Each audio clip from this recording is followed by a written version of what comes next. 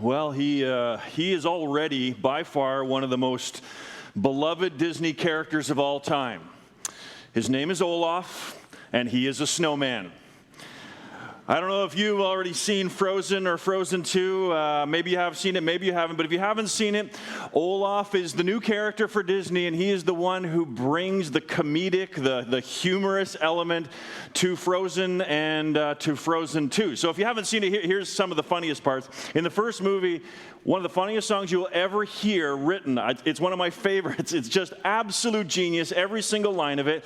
It's got Olaf the snowman dreaming about what summer must be like, about what it's like to lie on the burning sand, about what it's like to get gorgeously tanned, and he ponders about what it's like when solid water gets warm. What happens when that happens? Well, Frozen 2 came out this past Christmas. My kids have already seen it 2 and 3 times. If you haven't seen it yet, I won't spoil the whole movie for you, but Olaf is in it again, and Olaf is even funnier than ever. But this time, as always, in so many good movies and good stories, the comedic element makes you laugh, but it's actually meant to drive home some of the most important themes of the story. And in Frozen 2, Olaf's purpose is to drive home the theme of the search for a joy that is permanent, which of course is ironic for a snowman looking for something that is permanent. And so in one scene, Olaf says this to Princess Anna. Tell me, you're older and thus all-knowing. Do you ever worry about the notion that nothing is permanent? Anna then sings a song called Some Things Never Change, where she speaks about certain joys that she says she can completely rely on, like love. Here's some of the lyrics from the song. She sings, yes, some things never change, like the feel of your hand in mine. Some things stay the same, like how we get along just fine. Like an old stone wall that'll never fall. Some things are always true.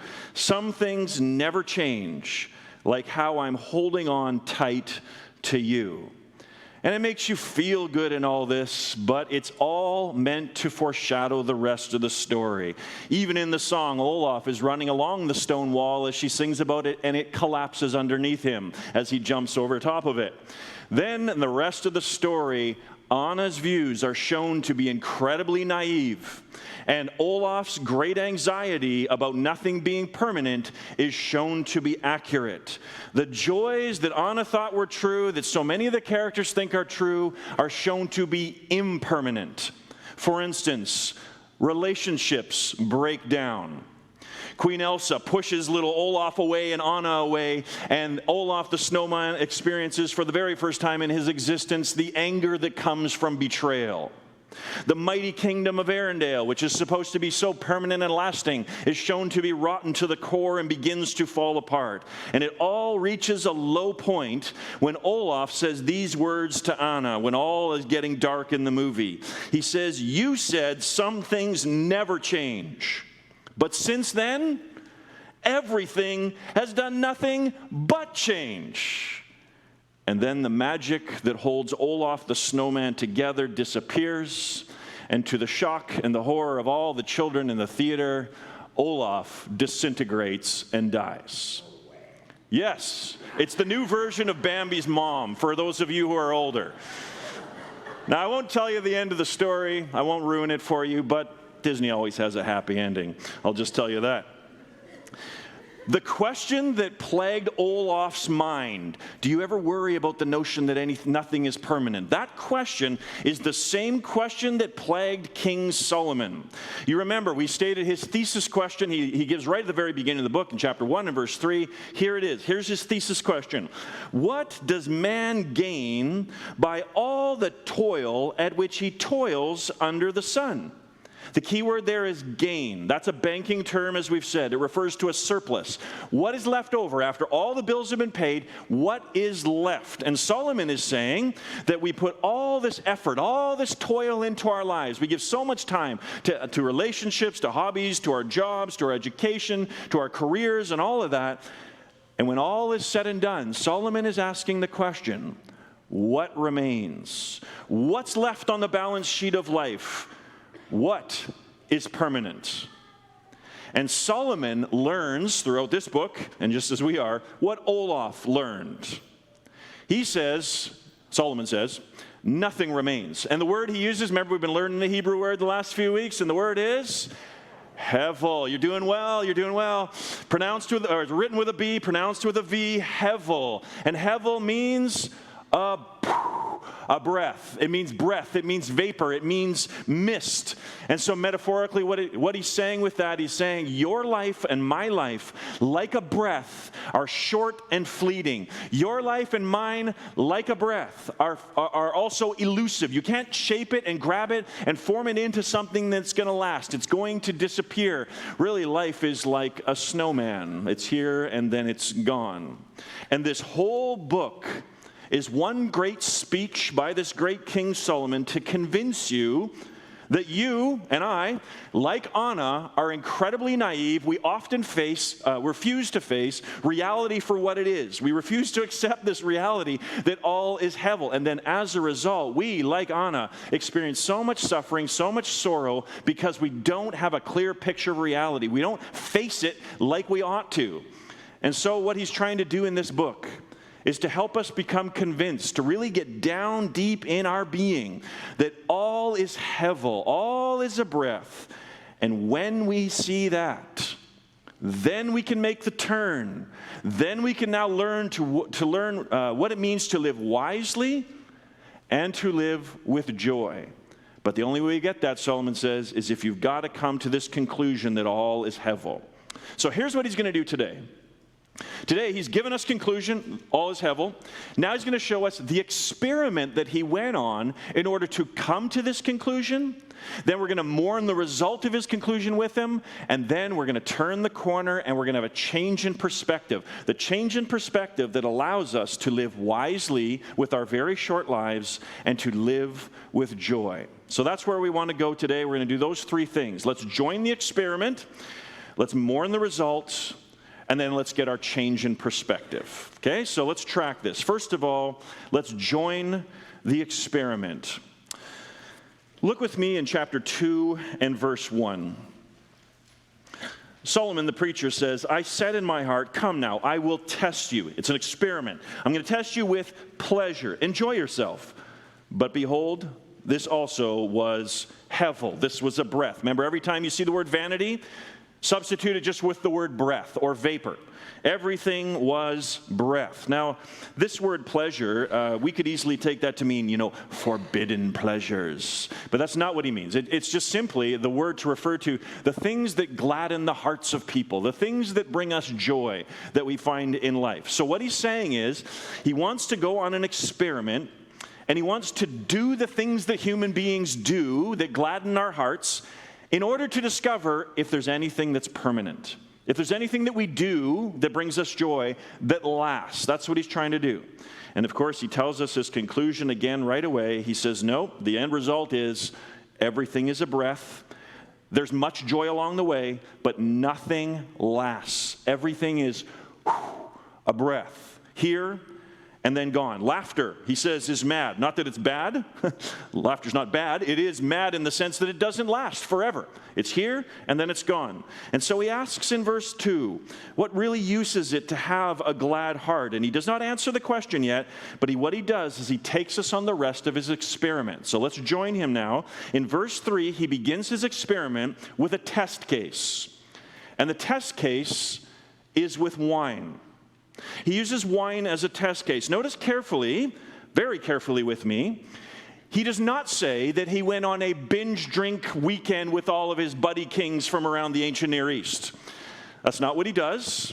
He's not saying that he became an alcoholic and he tried all this out. That's not what's going on. Here's why that's not exactly what's going on. Notice in verse 3, he clearly says that even as he's enjoying a glass of wine, quote, my heart was still guiding me with wisdom. He still has his wits about him. He has his mind about him. So his body, his senses are enjoying a nice glass of wine, but he's making sure he's got his mind about him and he's being guided by wisdom. So here we see again this biblical view of things like wine. On the one hand, wine is a good gift from God. It's to be received with thanksgiving from the Creator. So later, for instance, in chapter 9 and verse 7, listen to this verse. Go, eat your bread with joy and drink your wine with a merry heart. Why? for God has already approved of what you do. So a biblical view of wine then begins with it's a good gift from the Creator. But then the Bible's always going to follow this up and say, make sure you do not abuse God's good gifts. And so Solomon himself, who writes the book of Proverbs, much of it anyways, constantly in there is saying, it is the fool who takes God's good gift of wine and uses it for drunkenness. For drunkenness is not only a sin, drunkenness will also destroy your entire life. So some of us need to hear, hey, wine is a good gift of God, that he's already approved, that you can drink it. That's on the one side. But some of us also need to hear, be careful with it. Do not, like all of God's good gifts to us, like food even, for instance, do not abuse the good gift. Do not take it and use it in ways it's not intended to be used. Which side do you maybe need to hear this morning? Well, this sermon is not meant to go into a big, long discussion on the use of wine. I only get a paragraph, so maybe you got lots of questions. We can talk after. Let's not lose the main point here, though. Here's the experiment. The experiment is he's letting his senses enjoy a nice glass or two of Merlot. And he's sitting there enjoying it, and he's drinking it, but he's using his mind while he's enjoying his senses, the taste, and all this kind of stuff. And he's pondering where the folly of wine would take you, and he's pondering the goodness and the joy that will bring. And his question over it all is, does anything last out of it? Is there a permanent gain that comes out of it? Again here, people misunderstand, I think, Ecclesiastes chapter 2. A lot of people look at this entire passage and they say, okay, what Solomon's doing here is he's trying out all the things in life. He's trying out drunkenness, sex with all the women in the world, career success and money. And at the end, he's saying it's all meaningless, and so you need to turn to God. That's often how people read Ecclesiastes 2. But I hope to show you, I don't think that's what he's doing. Already we've seen when he drinks his wine, his wisdom is sticking with him. He's keeping a clear mind. But notice very clearly that his point is not to discover the overall meaning of life. Look at the second half of verse 3. Notice he says, he's doing all this till I might see what was good for the children of man, that is the children of Adam, to do under heaven during the few days of their life. So he's not trying to find the meaning of life. It's more specific. That's what we keep saying. He's experimenting with all the things that we do as human beings that gladden our hearts in order to see if anything lasts. That's what he's really specifically doing. Wine was the test case. Now he gives a bunch of other examples of things, good things, that God has given human beings to do that gladden our hearts to see if anything lasts. So he begins to describe his career, his work, and his hobbies. Look at verses 4 to 7 with me. He says, I made great works. I built houses and planted vineyards for myself. I made myself gardens and parks and planted in them all kinds of fruit trees. I made myself pools from which to water the forest of growing trees. So Solomon then devoted himself to decades of projects of his career and all this kind of stuff, hobbies, because they would gladden his heart, and he did all kinds of things. I mean, he built a lot. If you go read the Old Testament, he built residential houses, he built commercial buildings, he built military buildings, he built his own palace, which took 13 years. He actually built multiple cities as well. And all of this is you're not to read this as him boasting of his great achievements as if he's too great. That's not what's going on. He's just recounting the things he did in his life. And all this is meant to be interpreted positively. Here's how I know that. That little phrase back in verse 3, what was good for the children of man, that is what is good for the children of Adam to do. Once again, we see Solomon is reflecting on Genesis chapters 1 and 2. You can see it in that little phrase, the children of Adam, but you can really see it in what we just looked at. Because what did Adam do? Just go back to Genesis 1 and 2. What did God command Adam to do? To work the garden, to subdue the earth, that is to take all the resources of the earth, to cultivate it for human flourishing, to build culture, to build cities, all these kind of things, and to have lots of kids. That's basically what God's command was to Adam. As human beings, we were made to do work, to do projects, right? And what's amazing is if you look at this little paragraph of the things that he did, almost every single line has an exact word taken straight from Genesis chapter 1 or Genesis chapter 2. Here's the exact words. The words plant garden, trees of all fruits, water, sprout, to do, to make. All those are words from Genesis 1 and chapter 2. So Solomon is saying, God commanded us to go out and to work the earth. That's what I did.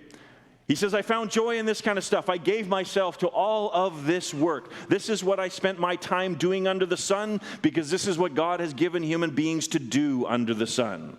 And then he describes all the wealth that was gained through this. Look at verse 7. He talks about how the fact that he bought slaves and had slaves. Don't get tripped up by this. This is not the Bible endorsing slavery. We're not even having a moral discussion on slavery right here. Just simply saying that he had them. The bigger picture here is simply to say, does this bring lasting joy? Now, of course, now we could digress and have a conversation about that, but we don't want to get sidetracked with this. Notice it's what he's saying in the second half of verse 8. Let's camp out there. Second half of verse 8, I also had great possessions of herds and flocks, more than anyone who had been before me in Jerusalem. I also gathered for myself silver and gold and the treasures of kings and provinces. I got singers, both men and women, and many concubines, the delights of the sons of man. So again, if you've ever read the Old Testament, Solomon had tremendous wealth, tremendous wealth. He enjoyed lots of entertainment on things like music and all that. That last little phrase about concubines, that's also very difficult. If you have a Bible, there is a footnote in almost any translation, and if you look at the footnote, the translators say the meaning of the Hebrew word is uncertain. So it's a guess. It's a pretty good educated guess, because Solomon did have lots of concubines. Again, not a comment on whether that's right or wrong, simply stating that he had them. Now, you've stuck with me well. Here comes the summary. Look at the summary in verses 9 and 10. After the experiment, he says, so I became great and surpassed all who were before me in Jerusalem. Also, my wisdom remained with me, and whatever my eyes desired, I did not keep from them. I kept my heart from no pleasure, for my heart found pleasure in all my toil, and this was my reward for all my toil. Again, he's not boasting. It was God who promised to give him wisdom. It was God who promised to give him great wealth, and exactly that happened. So again, Here's what I'm trying to show you. I don't think he's trying to say, I tried to find meaning in career success, to find meaning in alcohol or in sex and these types of things. The point of the experiment was to look at all the things that we do that gladden our hearts, especially the work God has given us, and to see if anything lasts. And here's my clincher point why I think this is correct. If you look at verse 10, notice he says, my heart found pleasure in all my toil, and this was my reward for all my toil. So he does not conclude that it was all meaningless. That's not his conclusion. He says, I found tremendous joy in my work. I found tremendous joy in my projects and in my gardens that I planted. And now what he's doing, he's stepping back from all of his life, from this giant experiment, and now he's asking this big question: what do I have to show for it all? He's asking Olaf's question: will anything be permanent after all this experiment? Will anything be left after all is said and done? After all the things that I've given myself to, is anything permanent? And that's the question you got to ask about your life too. For all of your career success, for all of your jobs, your hobbies, your relationships, when it's all said and done, is there any gain? Is there a surplus? Is anything permanent? So, let's come to the second point now, and let's look at the result. We've joined the experiment. Now, let's mourn the results. Mourn the results. Here it comes, verse 11. Look at verse 11 with me. Then I considered all that my hands had done, and the toil I had expended in doing it. And behold, all was hevel. All was a breath, vapor, and a striving after wind, and there was nothing to be gained under the sun. Now mark carefully again, he's not saying that there was no joy or gladness in his life from all the things that he did, because right before this he says, I had lots of joy in the things that I did. But just as it is impossible to take the wind, to capture it and shape it into something that could last, or to grab onto your breath and to make it last, now what he's saying is, at the end of it all, everything is fleeting. But then he anticipates an objection. What if you've worked your whole life for all this wealth and all these things? You could say you have gain, you have a surplus, if you can take all of that and give it to your kids, give them an inheritance. He ponders this in verses 18 to 23, and I'll just summarize it for you. Here's his answer. He says, yes, that might be something that remains at the end of your life, but what if the person to whom you give all of your wealth and achievements is a fool? All of your efforts then will have been in vain. And the great irony is, this is exactly what happened to Solomon. Solomon's son Rehoboam inherited all his wealth, his gigantic kingdom. Rehoboam got everything.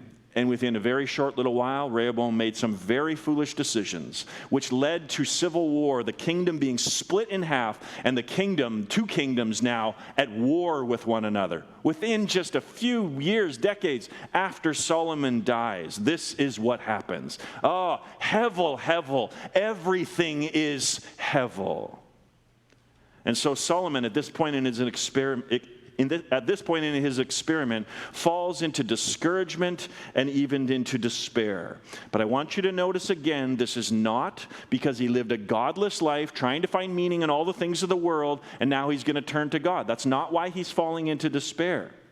He falls into despair because all the effort he put into his projects does not result in any permanent gain. Everything he has done is just a breath that is here and then it's gone. So think about our lives. Same thing. Let's think work is one of the greatest things we give ourselves to in our lives. Let me just give you an example from a man named Glenn Faubert. He was an engineer who worked at a manufacturing plant in Ontario. For 20 years he did this, and then the plant was shut down and Faubert was laid off. And here's what he writes. 2 years later, I returned to the plant and toured the empty shell of the building in the cold of winter. The men were gone. The machinery was gone. The lights were out, and the rain had leaked through the roof, forming puddles of ice. I was depressed by the sight and began to wonder if all the effort I had put into keeping that old plant operating was worth it. And that's the question that you and I come to as well. For all of your effort in your career, thank you for your kindness on my doctorate, so I think, yes, I've done some things. I have a dissertation completed and all this kind of stuff. That's wonderful. But here's now the question. When you die, is there anything of lasting, permanent gain? For all your projects, for all your hobbies, for everything you have invested in, is there any gain? And Solomon's answer is no. Nothing remains. All is but a breath. Let me translate that for you on the West Coast in recent memory right here.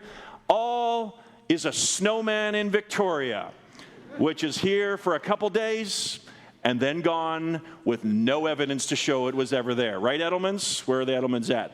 Edelman's made the CTV News for their 13-and-a-half-foot snowman. That was some toil that they put in to do that. And now there's no evidence it was even there.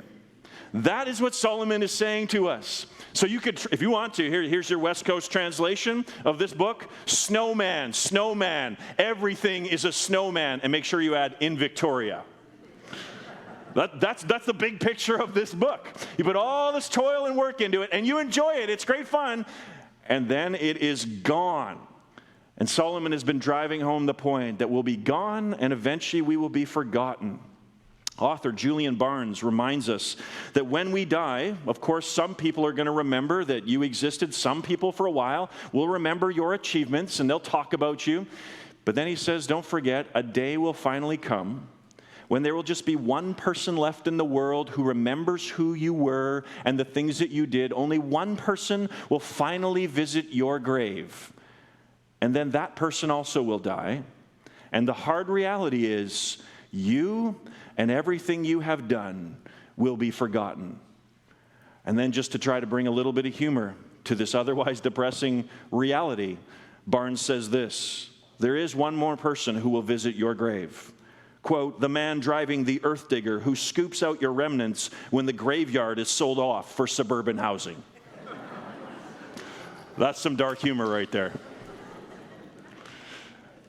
But what Barnes is saying is what Solomon's saying. You got to face reality. This is reality. So now here's the point we get to. And I want to make sure I make all this point clear, because this is where maybe some of you are struggling with this entire series. What should we conclude then? If all of life is hevel, should we just give up and say it's all just meaningless? What's the point to it anyways? Should we just fall into despair? Should you just leave here and go jump off the bridge? Well, now Johnson Street's not very high. You probably won't die anyways, but you'll get really cold. Should we just go do that? Should we be in despair? I mean, this is how some people say you should go this direction.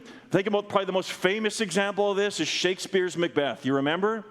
When Macbeth, his wife, has died, the armies are marching against him, and Shakespeare puts into Macbeth's mouth some of the most famous words in all of Western literature when he says this: "Life's but a walking shadow, a poor player that struts and frets his hour upon the stage, and then is heard no more." Shakespeare says, life is a tale told by an idiot, full of sound and fury, signifying nothing. Is that where we should go? He's correct in one level. It's all a breath. It's all going to be gone. So does that therefore mean that it's all just a tale told by an idiot? Is it meaningless? Does it signify nothing? Solomon's answer is no. Face reality, but that is not the conclusion that you should come to. It is not meaningless. Just because something is fleeting does not mean that it is meaningless. Rather, this fact should cause you to have a complete change in perspective that allows you to live wisely and to live with joy. So we joined him on his experiment. Glad I'm done having to say that. We've mourned with him the results. Now let's come to the final thing and listen to Solomon's call to change your perspective. To change your perspective. You can see that there's a major change in perspective between the despair of verse 23 and the start of verse 24. Look at how chapter 2 and verse 24 begins, where he says, there is nothing better for a person. Rough translation, here's the best way for you to live. This is the way now that you should live in light of all that. And what is really important to recognize is that what he's saying in verses 24 to 26, as I showed you last week, this is the first conclusion to the book. So he's gone through all this, and now this is a conclusion. So this is really important, what he is about to say here. Up to this point, he has given us a giant reality check that even though there is meaning and joy in our work, nothing we do will last. Everything is but a puff. We will be forgotten, and this should change our perspective. How should it change it? Let's read verses 24 to 26 again together. There is nothing better for a person than that he should eat and drink and find enjoyment in his toil. This also I saw is from the hand of God, for apart from him who can eat or who can have enjoyment? For to the one who pleases him, God has given wisdom and knowledge and joy. But to the sinner he has given the business of gathering and collecting, only to give to the one who pleases God. And this side of the sinner, he says, this also is a breath. It's a striving after wind. So what he's saying is those who do not know God, who devote their lives to things like money and power in order to get some lasting gain, he says, it's not going to work. It's all just a breath. But what does God give to the one who lives for him? When a person centers their life on Jesus, centers their life on God, what does God give that person? Wisdom, knowledge, and joy. So what he's calling us to do is to accept reality, that everything is a puff of breath. And then when you see this, it should change the way you view things, so now you enjoy the good gifts God has given you for today, not trying to use them for some great thing, like here would be the ultimate wrong thing for me to do right now, to say, I wrote a dissertation so my name will be remembered through all of history. Solomon will say, breath. You're going to die, you're going to be forgotten, and your dissertation is going to disappear under all the sands of time. That's what he would say to me. And it's the same for everything that we do. So it humbles us way down, but what it should do then, it changes our perspective to say, but enjoy the moment. So for me, in this particular project, I found great joy in doing it. My own life was changed. I hope that my work, when I preached the sermons, it affected you in those days. You've probably forgotten the sermons by now, but hopefully they were helpful for you at that time. And now, hopefully, as a book, maybe for a little while longer, it can help people in the moment to have joy and to know their Creator more. But yes, all my work will be forgotten, and so will I. But that doesn't mean there's no joy right now in it, that there's no joy in making it, and the joy that others can maybe have in helping to change their lives. Think of all this. Let me put everything together here. Let me give you, there's one story in the Old Testament that captures the whole message of the book of Ecclesiastes. So I said you could translate Ecclesiastes as breath, everything is breath. I gave you another one, snowman, everything is a snowman. Here's the other one. Here's the story that goes over all of Ecclesiastes. Manna, everything is manna. So in the Old Testament, remember, Israel was crossing the desert on the way to the Promised Land. It was a hard existence for them. Just we said, life can be very hard. But in the midst of all that, God gave them good gifts to enjoy. And one of the gifts was this miraculous gift of manna, which they came out every day and found this kind of bread-like substance that they could eat, and it would sustain them. It tasted good, all this kind of stuff for a while. They started to complain eventually. But it was a good gift of God to them. But what was one of the defining traits of this manna? If you tried to keep it, if you tried to store it up, put it in a jar, what would happen when you opened it the next morning? It was moldy, it was rotten, except for on the Sabbath, if you remember. So there's the picture. This is the picture of the book of Ecclesiastes. Life is hard, life is short. But God also gives many good gifts to you, and you should take those good gifts from God. You should enjoy them in the moment. But don't try to use them for some future gain, some permanent gain, because if you try to do that, it's all just going to rot and become moldy. You can't use it for that. That's not the way God has given his gifts. So all of Ecclesiastes is saying, manna, everything is manna, in both the good sense and the sense that it's all going to disappear. And that's what Solomon has been saying to us. And is that not what Jesus says exactly as well? Jesus says he does not want his children, he does not want the people in his kingdom constantly using all their life filled with anxiety, striving to produce more and more wealth, more and more fame, more and more things. He doesn't want us chasing after all this stuff because it brings so much anxiety. Jesus says, no, I don't want the children in my kingdom to be filled with worry and anxiety. And how do we not do that? He says, center your life on him. Seek first the kingdom of God, and God will provide all these other things for you as well. So it's a matter of priorities. The world strives after all these other things all the time. It's what everybody lives for. Jesus says, oh, there's so much anxiety and worry there. Don't do that. Seek after his kingdom. Yes, work hard at your job and all those kind of things, but live for Jesus first, and you can trust that your heavenly Father will take care of your physical needs. You don't need to stress. You don't need to give your life to trying to amass wealth and fortune, all these things, for they're just going to be a puff of breath that disappears. So you see then, a godly and a wise person recognizes that everything is temporary. We're all going to die. But God has also given us good gifts to be enjoyed along the way. So listen to Glenn Fobert again and the change in perspective that he had. He said, after talking about the plant, remember? He says, my first reaction was depression to the fact that the plant closed and everything was gone. But as I thought of the people who had made a good income while working there, and of the many products made and the good use they had been put to, I realized that although the plant was now dead, it had served me and many others well. We had, for the most part, enjoyed our work, and I realized that was a great reward. Our work was not meaningless, but the closure and the layoff were disappointing. Isn't that the right perspective?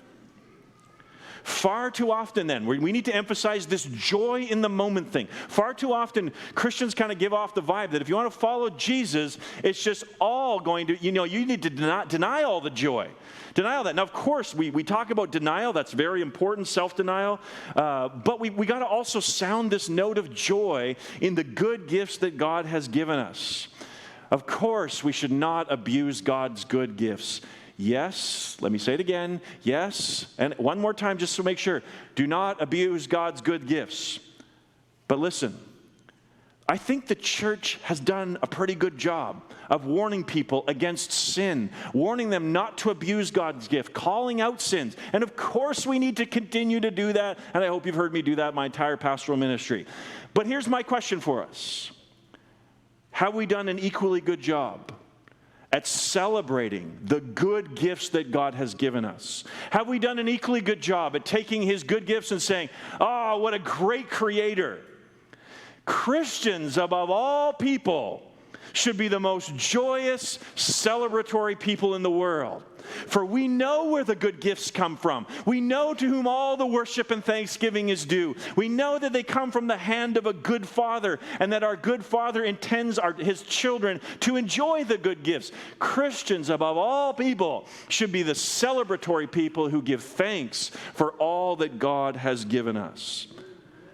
So throughout his entire book, Solomon will emphasize the fact that yes, life is hard, but God has given us good gifts along the way to be enjoyed. And just so you don't think I'm overstating something, it means no, we are not to give our lives to things like drunkenness. No, not to one-night stands. No, not to all these types of things. But yes, to using God's good gifts in the way he has intended. And is that not what Jesus himself did? Joy and gladness run right through his ministry. We call Matthew, Mark, Luke, and John the Gospels. They are the stories of Jesus' life, right? And Jesus, particularly in the book of Luke, if you track it, he basically goes from one party to another party to another party. Jesus liked going to parties. One commentator writes this: Jesus literally ate his way through the Gospels. Go read the Gospels. If you were to remove all the notions of food and drink and parties, you don't have much left in the Gospels. Because Jesus is always there. In fact, he was doing this so much that the religious leaders of the day made an accusation against him. And the accusation, false, but the accusation was that Jesus was a drunkard and a glutton. Now, how do you make that accusation unless there's at least a grain of truth? And the grain of truth is simply, Jesus liked to go to parties, and as Jesus himself said, unlike John the Baptist, who did not come eating and drinking, the Son of Man came eating and drinking, and you call him a glutton and a drunkard. But of course he was not. But the truth in it all is that he did enjoy the good gifts that God gave every day, like a good meal with his friends. Jesus always attends weddings. He's always eating meals. He's turning water into the finest of wines to keep a party from falling apart. He describes the kingdom of God as a wedding feast. He says that whenever a sinner turns to God, there's a giant party that goes on in heaven. The angels are all rejoicing. And then he enjoys the Passover feast the night before he dies. And as soon as he's resurrected, there he is, having another meal, cooking fish on the beach and serving up Peter and all the fishing disciples, having breakfast with them. And then the very next story, he's going on a long walk on the road to Emmaus, getting kind of hungry. So he and the disciples stop and have another meal. And he's breaking bread again and again, enjoying and giving thanks to his Father for the good gifts that have given to him. So that's how we ought to live as well. Truly, before your meal, I know before meals we sometimes just do a quick thanks, and the words are so, we use them so many times they just quickly go. Why not today at your lunch or your dinner, just pause, maybe quote Ecclesiastes 2:24, pause and give true thanks for what you're about to eat, for the flavors, for the taste, for the fact that you have food on your table. So we learn that. But there's even something better that we learn. For Jesus, the true and better and wiser Solomon, revealed something to us that Solomon did not know. Solomon had a very limited understanding of what happens in the afterlife. It's kind of a vague, all through the Old Testament, it's quite vague. But in Jesus, we learn, listen to this, there are some things that last. There are some things that are permanent that we do. It is possible for you to do some things in life that will remain, that will be gained, that will pass right through death. How do they do that? How can something pass through death? Because all through here, Solomon is saying death is the ultimate thing that destroys all gain. How could anything pass through death? Jesus, through his life, his death, and his resurrection, punched a hole right through the center of death, creating a giant hole, defeating death, so that there are some things that can pass through Jesus' resurrection to the other side, to the world to come. And what are those things? Well, Jesus got quite a list. But for instance, he says, you can use your money in ways that will store up treasures in heaven. That's right. You can spend your money in ways on this earth. That is, in ways that are in accordance with his kingdom, ways that help the poor, ways that do all this. That is money which passes through death, through the resurrection of Jesus, and somehow becomes treasure on the other side. It's possible to gain on the other side. And then, of course, any work that you do, no matter how small, whether it's just giving, as Jesus says, a cup of cold water in his name to somebody who needs it, to the least of these acts somehow pass through death to the other side and remain. For as Paul argues, if Christ has not been raised, then all of your work is truly in vain. However, Paul says Christ has been raised from the dead, and so he calls us to stand firm, and he says, always abounding in the work of the Lord. Why? Because you know that your labor is not in vain. There is some labor that is not going to disappear like a puff of breath, and that is anything that you do for the work of the Lord. Anything you do for Jesus, the smallest act, passes through death through the resurrection of Jesus. So put it all together. Yes, we all die. Yes, life is a breath. And since this is true, the wise and godly person does not devote their life to trying to build up all kinds of things for themselves, because there is no gain. Rather, we receive life as a good gift from God. We do our daily work for his glory, always seeking to abound in the work of the Lord. We seek first his kingdom, recognizing that anything we do for him is not in vain. And friends, all of these good gifts of God, they all point to something beyond themselves. For Jesus took bread and he said, I am the bread of life. Jesus said he is the living water, the thing that truly satisfies, which you are looking for. And Jesus says there is a day coming when all of his people, all who believe in him, will sit down at the greatest wedding feast you have ever imagined. And he invites us to us, saying, anyone who thirsts, come and drink from the water of life. Do you want true and lasting joy? Then bow the knee to your Creator. Say, Jesus, forgive my sins. I want to live for you. I want to seek first your kingdom. And then get up, enjoy your lunch, go to work, and use what God has given you, no matter how small, for his glory.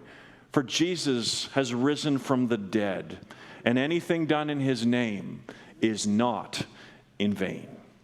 Let's pray together.